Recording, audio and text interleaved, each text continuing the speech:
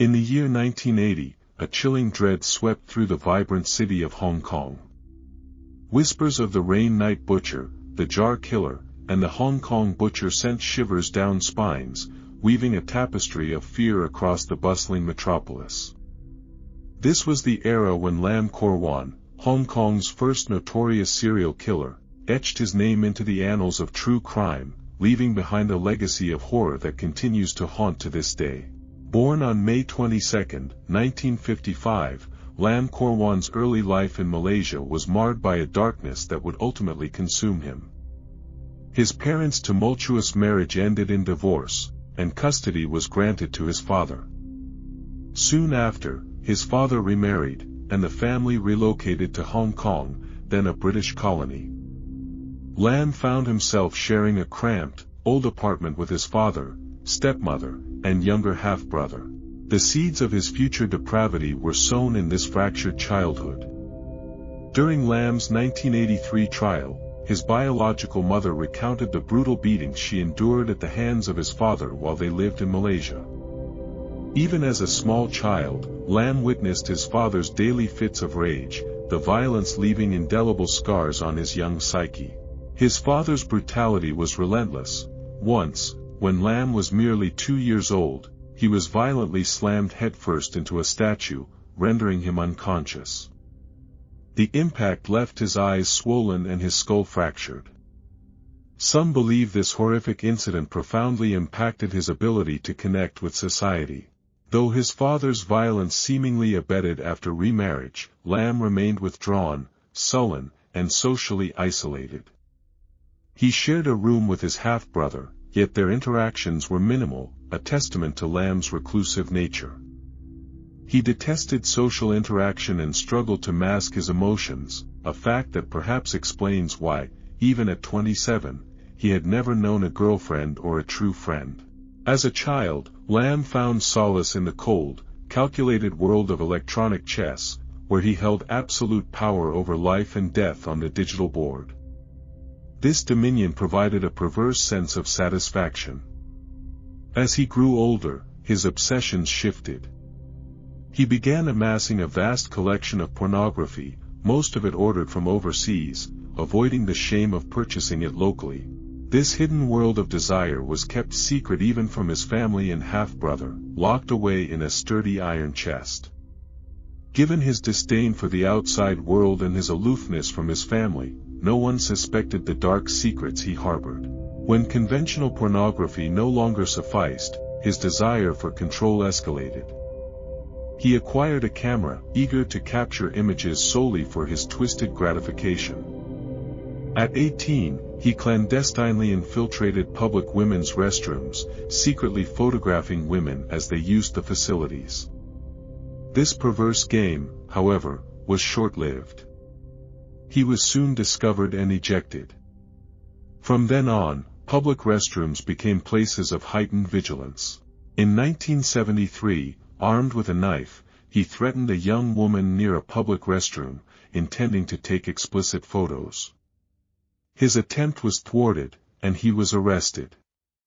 A psychiatrist at the station diagnosed him with a mental illness, leading to his exemption from punishment. Lam was admitted to Castle Peak Hospital in Hong Kong for psychological treatment. After 102 days, he was released, seemingly free to begin a new life. Lam took a job as a taxi driver, preferring the solitude of the night shift. This unwitting choice, however, opened a sinister door, providing him with easy access to vulnerable prey. By 1981, his fascination with photography intensified. He meticulously taught himself photographic techniques, even joining professional photography groups. The early hours of February 3, 1982, marked the beginning of his reign of terror. At 4 a.m., he picked up a female passenger from a restaurant in Tsim Sha Tsui, Hong Kong. Her name was Chan Fung Lan, a 21-year-old bar employee, intoxicated after a party with friends. She asked to stop by the roadside to vomit, then requested to return to the restaurant in Tsim Sha Tsui before going to another location. Lam, already prone to emotional instability, seethed with anger at being led in circles.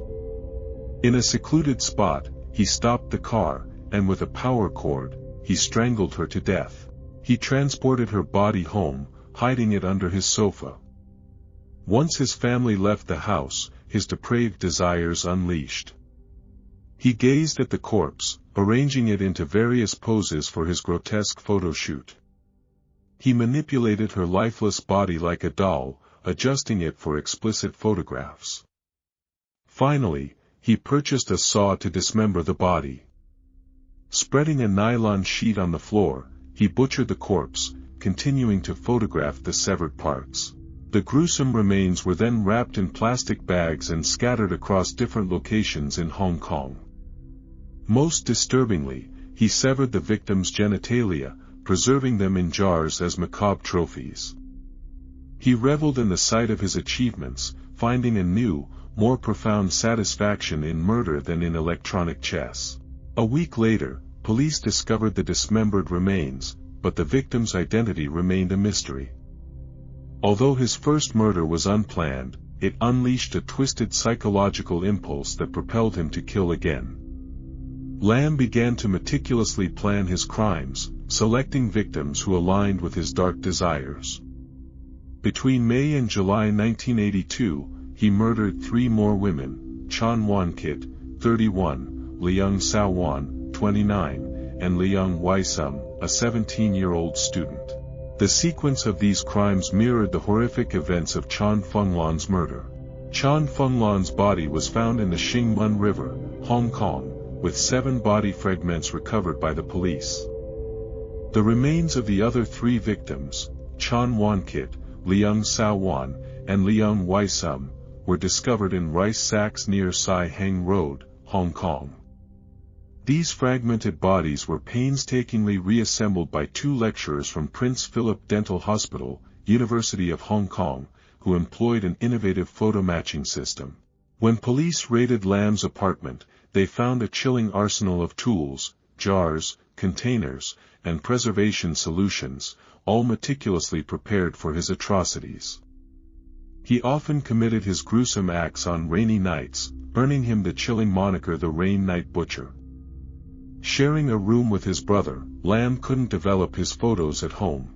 He stored the explicit photographs of his victims on film rolls and took them to a photo development shop in Tsim Sha Tsui. The shop owner, disturbed by the bizarre content, questioned him. Lam, a quick thinker, explained that he was a laboratory assistant at a medical university and the photos were for research and teaching purposes. This flimsy excuse, however, would only work once. On August 17, 1982, he again brought rolls of explicit photos of his victims to the shop. These images included both full-body and close-up shots. Initially, the photographer assumed the woman in the pictures was Lam's girlfriend. But then, a horrifying detail caught his eye: a large burn mark on the woman's thigh. In another shot, from a different angle, he spotted what appeared to be a severed female breast. Terrified, the photographer immediately alerted the police, leading to Lam's arrest the following day when he returned to retrieve his film. Initially, Lam denied everything, claiming the film belonged to a client and he didn't know the women in the photos. But the investigators were skeptical and pressed on. When police stormed Lam's apartment, his father and half-brother were left stunned. Officers quickly unearthed the film rolls and the explicit photographs of the victims. More horrifyingly, under his bed, they discovered a chilling collection of jars containing female genitalia preserved in solution. DNA testing confirmed these were the body parts of his previous victims. His gruesome hobby of preserving body parts in jars earned him another chilling epithet: the jar killer. Both his father and half-brother were detained, as investigators suspected their involvement in the serial murders. A search of Lam's iron chest, where he stored his photo collection, revealed images of at least 15 different female bodies. However, to this day, only 4 victims have been officially identified. The identities of the others in the photographs remain a haunting mystery. The grotesque nature of the case, with its barbaric and depraved evidence, led to the removal of all female police officers and forensic experts from the investigation to protect their psychological well-being. These horrifying photographs and other evidence from the case were easily found on public information sites. After the overwhelming evidence was presented, Lamb finally confessed to all his crimes. Inspector Martin remarked, he was completely emotionless. When asked if he regretted his heinous acts, the killer shook his head arrogantly, replying with a chilling no. He claimed his first 3 victims were bad girls working in bars and needed to be purified for society. The last victim, however, was different. She was a 17-year-old high school student who had called a taxi to go home after a party with classmates at 9:30 p.m. This beast tied her up and drove her around, confiding in her about the secrets he had harbored since childhood. It wasn't until 4 a.m., when the exhausted victim fell asleep, that he strangled her with a power cord and brought her body home. While setting up a light for his photo shoot, he accidentally knocked over the lamp, causing a severe burn on the victim's thigh. This seemingly minor oversight ultimately exposed his monstrous crimes. Lamb's family was gripped by terror upon learning of his atrocities. The chilling realization that he had hidden victims' bodies within their home, from under the sofa to the very floors they walked on, haunted them. They desperately tried to sell the apartment, but no one wanted to live in a place so steeped in death. Lacking the financial means to move, they were forced to remain in the area. Overwhelmed by the lingering horror, they hung a picture of Chung Kue, a figure from Hong Kong folklore believed to ward off evil spirits, outside their apartment door. On April 8, 1983, after a 3-week trial with a 7-person jury, Lam Kor-wan was found guilty of 4 counts of murder. He was sentenced to death by hanging.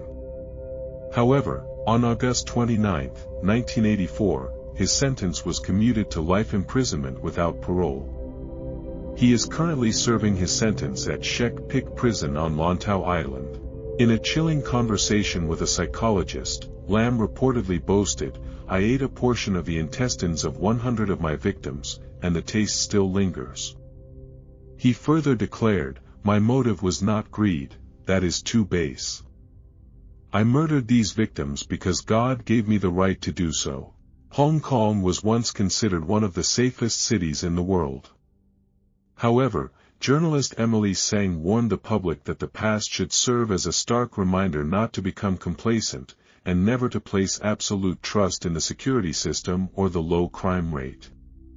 The serial murders committed by Lam Kor-wan stand as a chilling testament to that warning. Today, he languishes in prison, paying for his heinous acts. He may have escaped the gallows, but the judgment of his own conscience will surely torment him until his dying breath.